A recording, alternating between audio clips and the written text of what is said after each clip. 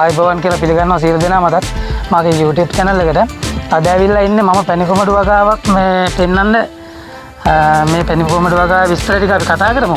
කතා කරන්න කලින් මගේ YouTube channel එක subscribe කරලා like කරලා comment කරලා share කරලා අඩුපාඩුවක් තියෙනවා නම් මට මේ YouTube channel එක ඉදිරියට කරගෙන යාම සඳහා ඔයාලගේ විස්තර ටික ලබා දෙන්න.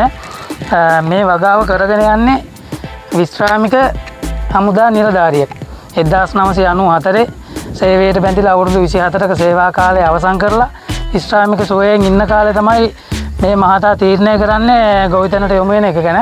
ගොවිතැනට යොමු වෙලා දැන් වසර 8ක කාලයක් පමණ ගොවිතැන් කරගෙන යනවා. කරගෙන යන අතරතුර තමයි මේ පැණිකොමඩු වගාව අක්කර 2ක විතර වගාව පටන් අරගෙන දැනට කරගෙන යන්නේ. දැන් රස්සන්න නෙලන්න තියෙන්නේ, ගෙඩි තියෙනවා, මේ රස්සන්න නෙලීමේ මට්ටම තියෙන්නේ.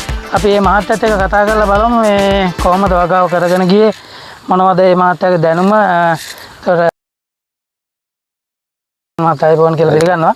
එතකොට ඔබතුමා මේ වගාවට යොමු වෙන්නේ යුද හමුදාවෙන් විශ්‍රාම ගියාට පස්සේ. ඔව්. එතකොට ඔබතුමා මේ වගාව තෝරා ගැනීමට, ගොවිතැන් කටයුතු තෝරා ගැනීමට සාමාන්‍ය වට හිතුනේ කොහොමද? හේතුව ගෙදරදී කොහොමද වැඩක් කරගෙන යද්දී හිතුණා වාර ගොවිතැන් කටයුතු හොඳයි කියලා එහෙමද? ඔව්. මම ඉතින් මේ අර ඉස්සෙල්ලාම හමුදාවෙන් ඇවිල්ලා මට හිතුණා නිකන් දැන් ගොවිතැනක් කරන්න ඕනේ කියලා. ඊට පස්සේ මම ගොවිතැනට යොමු වුණා. යොමු වුණා නේද? එතකොට ඔබතුමාට හිතනවාද මේ ගොවිතැනට යොමු වුණ එක ගැන සාර්ථකත්වයක් තියෙනවද මේ ගොවිතැන් කිරීමෙන්? හොඳයි. මම ඉස්සෙල්ලා මිරිස් ඇදුවා, ඒකේ ලාභ තිබුණා. ඔව්. ඊට පස්සේ තමයි දැන් මේ කාලේට කොමුටු හදන්නේ. මේ කොමුටු වගාව දෙකක් විතර කරලා තියෙනවා. දෙකක් විතර කරලා තියෙනවා නේ? ඔව්. මේ සම්පූර්ණ ප්‍රමාණයම මේ මාත්‍ය තමයි කරලා තියෙන්නේ. එතකොට කෙනෙකුට හිතෙන්න පුළුවන් කොහොමද මෙච්චර ප්‍රමාණයක් කරන්නේ, මේ වගේ ප්‍රමාණයකට වියදම කොහොම යනවද, කොපමණ සේවක සංඛ්‍යාවක් අවශ්‍ය වෙනවද, ඒ වගේ ගැටලු පැනනගින්න පුළුවන්. ඒකත් අපි මේ මහත්තයාගෙන් අහලා දැනගමු. ඔබතුමා මේ වගාවට දැනට විසුරුම් ජල සම්පාදන කියන්නේ වතුර මල් ලයින්යක් තමයි භාවිතා කරන්නේ. සාමාන්‍යයෙන් මේ අක්‍ර 2 ප්‍රමාණයට කොපමණ මුදලක් වගේ මේ ඔබතුමාට මේ වතුර මල් ලයින් එක ගහන්න මේ වියදම් වෙලා තියෙනවා? මට ගිහලා තියෙනවා දැනට 3.20ක් ඔය ටිකට. ඔව්. ලක්ෂ 3.20ක විතර ප්‍රමාණයක්.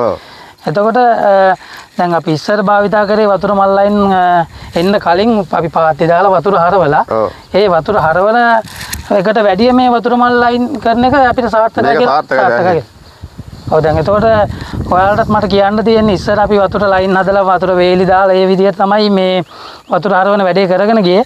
දැන් නවීන ක්‍රම වලට මේ වතුර මල් ලයින් ඇවිල්ලා තියෙනවා. සාමාන්‍ය අඩු වේදමකින් ලක්ෂ 3ක මුදලක් වගේ කියන්නේ ප්‍රශ්නයක් වෙන්නේ නැහැ. අක්කර 2ක ප්‍රමාණයකට ලක්ෂ 3ක් කියන්නේ ඒක ඒ වියදමට හරියන්න අපිට ආදායමක් ගන්න පුළුවන් විදිහට මේකෙන් අස්වැන්න අපිට ලබා දෙනවා. ඒක ඉතින් ගොවිතැන කරන් පස්සේ එකපාරෙන් ගන්න පුළුවන්. ඔව්, එකපාරෙන් ගන්න පුළුවන් වෙනවා. එතකොට ඔබතුමා දැන්ට මේකේ සාමාන්‍ය කොමඩුටින් සාමාන්‍ය අක්කර 2ක ප්‍රමාණයනේ. කොමඩු ග්‍රෑම් 100 ඇටටින් කොපමණ ප්‍රමාණයක් විතර වගේද? ඕකේ, හදලා තියෙනවා ග්‍රෑම් 100ට ටිම් ගත්තොත් 22ක් වගේ. 22ක් විතර වගේ. ඔව්. එතකොට මේ 22ක් හදලා සාමාන්‍ය අපි ටින් එකකින් කොපමණ කිලෝ ප්‍රමාණයක් ඔබතුමා බලාපොරොත්තු? සාමාන්‍යයෙන් කිලෝ 1300ක් 1200ක් ටින් එකකින් කැඩෙනවා. කැඩෙනවා නේද? ඒ සාමාන්‍ය ඊට වැඩි වෙන්නත් පුළුවන්, ඊට අඩු වෙන්නත් පුළුවන්. ඒක අපේ අර වගාවේ සාර්ථකත්වයත් එක තමයි ඒක අස්වැන්න ප්‍රමාණය වෙනස් වෙන්නේ නේද? ඔව්. හරි. එතකොට ඔබතුමා මේ වගාව කරගෙන යන සේවක පිරිසක් භාවිතා කරනවද? කියන්නේ උදුළු ගන්න, පොහොර දාන්න? ඔව්. ඒකට මම අනිවාර්යෙන් මේ ඔය කාන්තාව 6 දෙනෙක් 7 දෙනෙක් අනිවාර්යෙන් අරගෙන ඒ වැඩ පිළිවෙලට යොදා ගන්නවා නේද? එතකොට ඔබතුමා මේ වෙද්දි මේකට කෘමිනාශක යොදනවා, දිලීරනාශක යොදනවා. කීවරක් විතර මේ වෙද්දි කෘමිනාශක, දිලීරනාශක මේ වගාවට යොදලා තියෙනවද? මේ වෙනකොට ගහලා තියෙනවා 4 පාරක් මේ වගාවට. 4 පාරක් විතර වගේ නේද? ඒක වගාවේ හැදෙන ලෙඩ රෝගات එක්ක අපි තීරණය කරන්නේ මොකද්ද මේකට ගහන්නේ.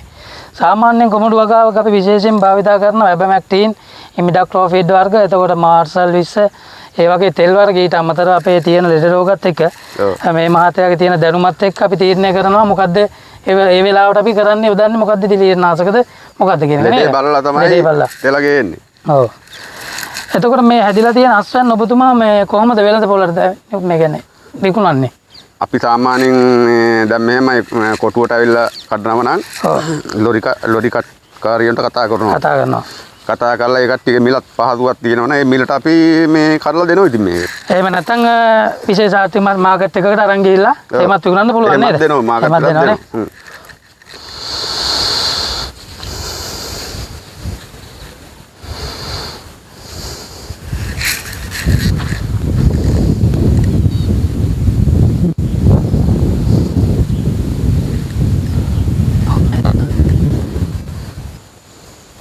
එතකොට ඔබතුමා මේ වගාවට ජලය සපයා ගන්නේ කොහොමද? මම ওই රාජාංගනේ වැවෙන් ඉතින් මේ බට් ලයින් එක දාලා තියෙන වැවේ ඒ බට් ලයින් එක දාලා බට් ලයින් එක තමයි මෙහාට සාමාන්‍ය වතුර ගන්නෙ. ඔයාලට ඇතින් පේනවා මේ පේන්නේ රාජාංගනේ ජලාශය. රාජාංගනේ ජලාශයට මායිම් වෙලා තමයි මේ ඉඩම් මේ මෙතුමාලගේ ඉඩම් තියෙන්නේ. ඒකට වතුර පොම්පයක් ආධාරයෙන් ඔව් වතුර මැෂින් එකක් ආධාරයෙන් වතුර ගහලා තමයි මේ වගාව කරගෙන යන්නේ නේද?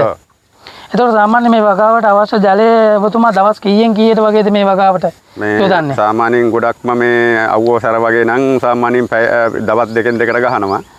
මේ නැත්තම් දවස් 3කට සැරයක් වගේ තමයි අපි සාමාන්‍යයෙන් මේකට වතුර ගහන්නේ.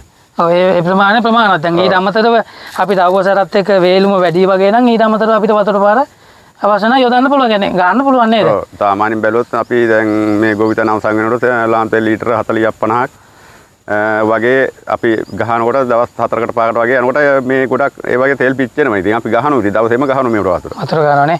වතුරත් එක්ක තමයි මේ පැණිකොමඩු වගාව සාර්ථක වෙන්නේ. මොකද මේවට වතුර අනිවාර්යෙන් අවශ්‍ය වෙනවා. එතකොට මේ පැණිකොමඩු වගාවට අමතරව ඔබතුමා තව මොනවද කරලා තියෙන වගාව? මම සාමාන්‍යයෙන් වත්තෙත් ඉතින් තව ඔය කෙසෙල් පොල්ලේම වගා කරලා තියෙනවා. ඔව්. ඊට අමතරව මිරිස් මාළු මිරිස් කැකිරි ඒ වගේ දේවල් කරනවා නේද? ඔව් දැනට අර තවත් කට්ටියක් දාලා තිනවා මිරිස් හිටවන්නේ උදුළු ගන්නවා. උදුළු ගන්නවා නේද? ඔව්. ඒ කට්ටියත් මේ අරගෙන ඒ කාන්තාවරෙන් තමයි ඉතින් වැඩ කරගෙන යන්නේ මේක.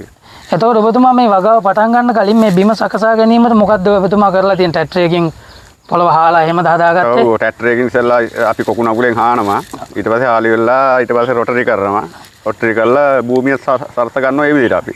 ඒ විදිහට සකසගෙන මේ වතුර මල් ලයින් එක ගහලා ඊට පස්සේ වලවල් කරලා බීජ හිටවනවා. බීජ හිටවනවා. සාමාන්‍ය වලකට බීජ කොපමණ ප්‍රමාණයක්ද ඔබතුමාලා මේ වගේ? අපි සාමාන්‍ය මේමයි පාළු හැදෙන්නේ නැත්නම් ඇට දෙකක් දානවා ඇට තුනකුත් දානවා වලකට. තුනකුත් දානවා නේ. සාමාන්‍ය පේලිය අතර පරතරය සහ වලවල් අතර පරතරය ගත්තොත් අඩි කීයෙන් කීයට වගේද? පේලිය අතර ගත්තොත් අපි පේලි දෙක අතර අඩි 3ක්. ඔව්. ඕකේ දැන් මීටර 10000 දුර ප්‍රමාණයේ මල් ගහලා තියෙනවා. ඔව් අඩි 14 ප්‍රමාණයක දුර අපි ගහලා තියෙන මල්. ඒතකොට සාමාන්‍යයෙන් අපි ඕකේ බීජ හිටවන්නේ වලවල් 5ක් විතර වගේ තමයි එක පාතියක් අතර හැදෙන්නේ. හරි. එතකොට ඔන්න ඒක අපි මෙතුමාගෙන් අහලා දැනගත්ත ඒ මේ ගැටලුව මේ ශ්‍රේෂ්ඨ ඉන්න කෙනෙක්ගෙන් අහලා දැනගන්න එක තමයි විශේෂ මේ වගාවක් කරගෙන යද්දී. එතකොට මේ ඔබතුමා දැන් මේ වගාවට සාමාන්‍ය කොච්චර කාලයක් විතර දැන් අස්වැන්න නෙලීමට ආසන්න නැහැ. දින කීයක විතර වගාවක්ද? දැන් සාමාන්‍යයෙන් හෙට අනිද්දා දිහාරමේ කඩන්න පුළුවන්. කඩන්න පුළුවන් තත්ත්වෙ තියෙන්නේ නේ. ඔව් මාස දෙකක් තව ගිහිලා නැහැ. දින 56ක් වගේ කාලයක් ගිහිලා තියෙන්නේ. මේ සාමාන්‍ය හෙට අනිද්දා කඩන්න පුළුවන් තත්ත්වෙට දැන් තියෙනවා. ඔව් නේ. අපි ගෙඩියක් කඩලා බලමු දෙක ගෙඩියක්. සාමාන්‍යයෙන්.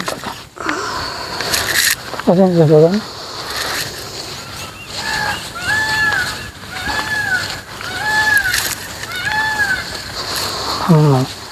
සාමාන්‍ය ගොඩක් ලොකු එකක් නේ.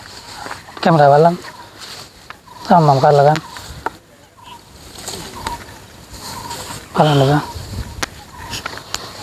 ගහලා මත. ඇහිලා තියෙන්නේ.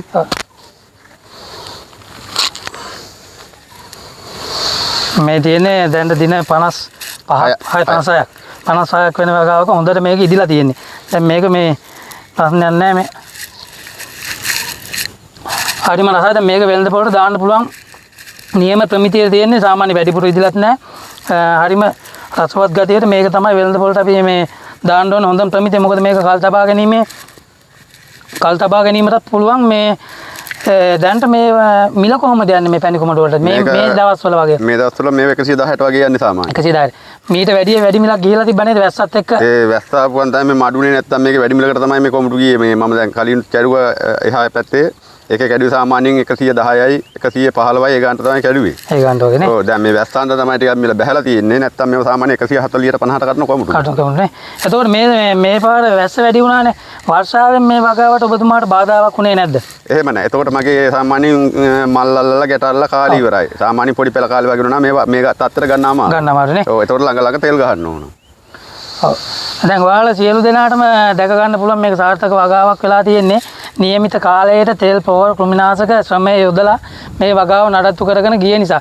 එතකොට මෙවැනි වගාවක් තව කරන්න බලාපොරොත්තු වෙමින් ඉන්න ගොවි මහත්වරු ඉන්නවා, තරුණ පිරිස ඉන්නවා. එතකොට විශ්‍රාමික නිලධාරීන් ඉන්න ඔබතුමාට කියන්න තියෙන්නේ මොකද්ද මේ වගාව ගොවිතැනට යොමු වීමෙන් සාර්ථකත්වයක් ලබා ගන්න පුළුවන්ද?